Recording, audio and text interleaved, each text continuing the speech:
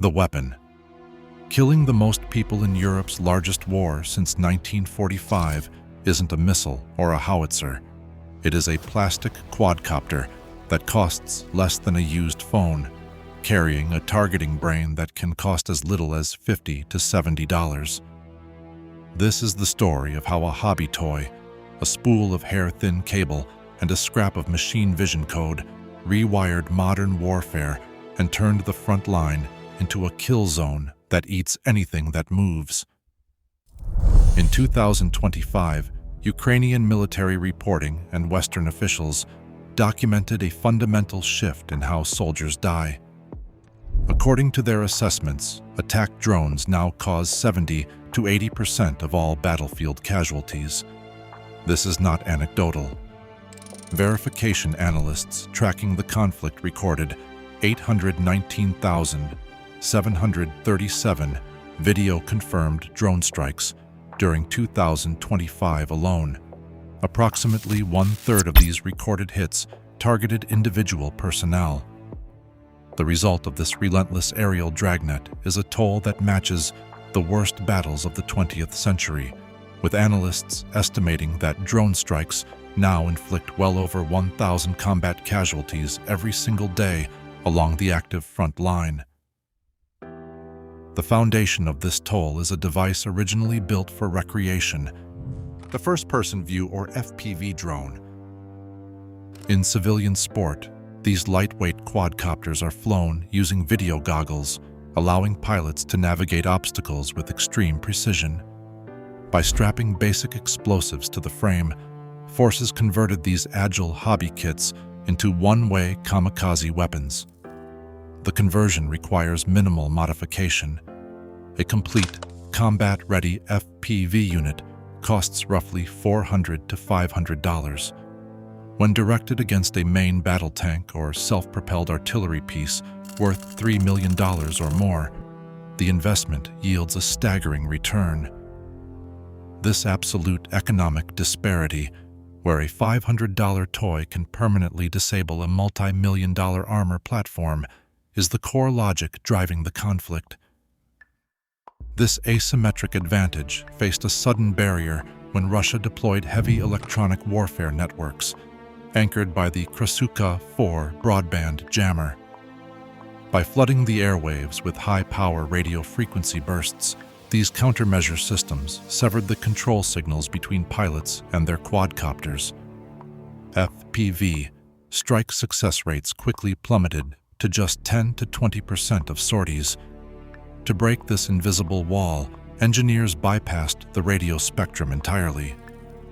They developed tethered drones that unwind a spool of hair-thin glass fiber-optic cable behind them as they fly.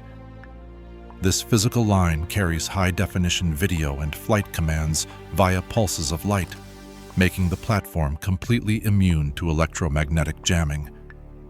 Operating at practical ranges of roughly 10 to 40 kilometers, these spool-fed systems left miles of discarded glass thread littered across eastern Ukrainian fields.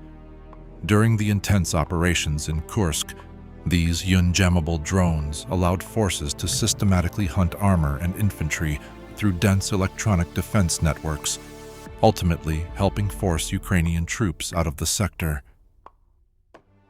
In early 2024, first-generation machine vision strike systems appeared on the battlefield.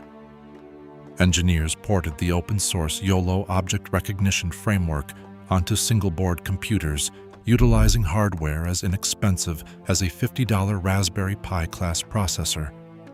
This hardware configuration enabled a new terminal strike workflow. A human operator manually steers the drone toward an enemy vehicle, lines up the target in the crosshairs, and initiates a software lock. From that moment, the operator can abandon the controls. The drone completes the flight autonomously, relying entirely on its onboard camera to track the target's visual outline. This software-driven guidance became a standardized military product. In September 2025, Ukraine's defense ministry issued NATO codification to the TFL-1, a flagship autonomy module developed by the startup, the Fourth Law. Priced between $70 and $150, this bolt-on device ships pre-installed on the Viry 10 FPV drone.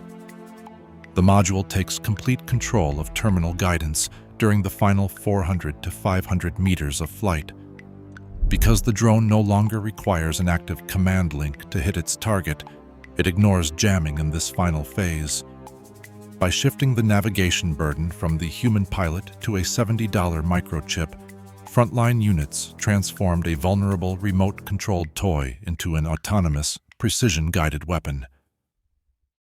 The deployment of terminal autonomy delivered an immediate leap in battlefield lethality.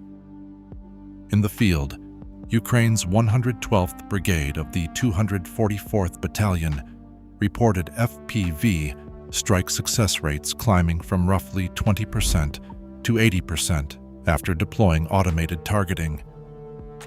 Independent modeling by the KSE Institute corroborated this trend, showing overall strike effectiveness jumping from about 15% to 60%. Yet, the technology has clear boundaries. Onboard algorithms cannot replicate the tactical intuition of a seasoned operator.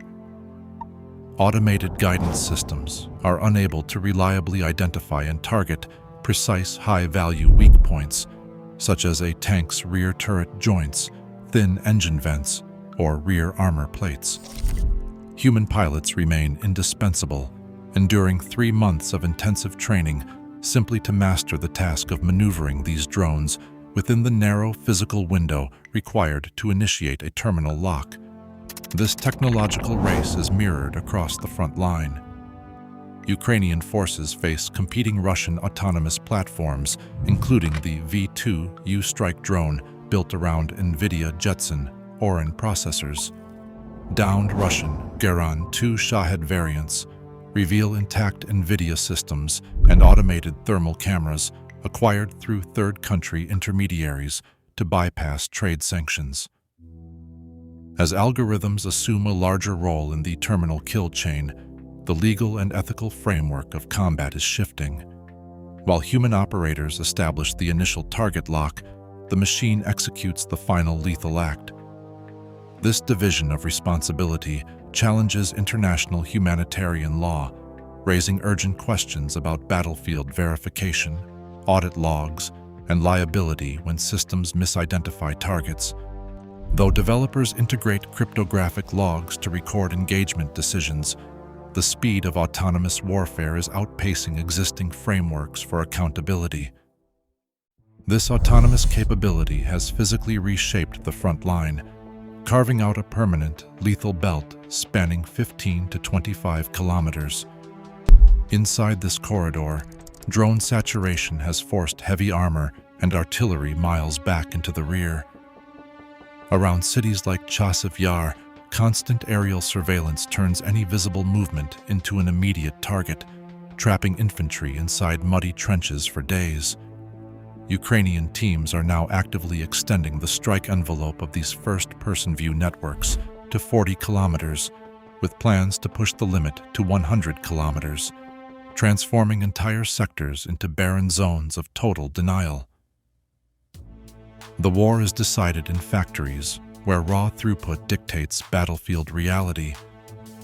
Ukraine built 800,000 drones in 2023, scaled to 2.2 million in 2024, and targeted 4.5 million in 2025.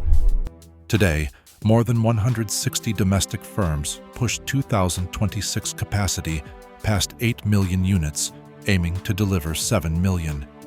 By comparison, the United States produces roughly 100,000 combat-grade drones annually. However, both sides depend on a single country.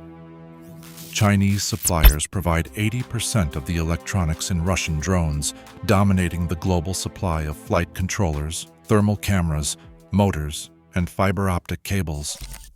Over 70,000 Russian soldiers have suffered amputations, primarily from drone blast injuries. In frontline cities like Kherson, drones systematically hunt civilian cars and public buses. On June 16, 2026, a strike hit a commuter bus, killing 1 passenger and wounding 3. United Nations monitors recorded civilian casualties rising roughly 40% across 2025, driven largely by short-range quadcopters. Foreign military planners are adapting.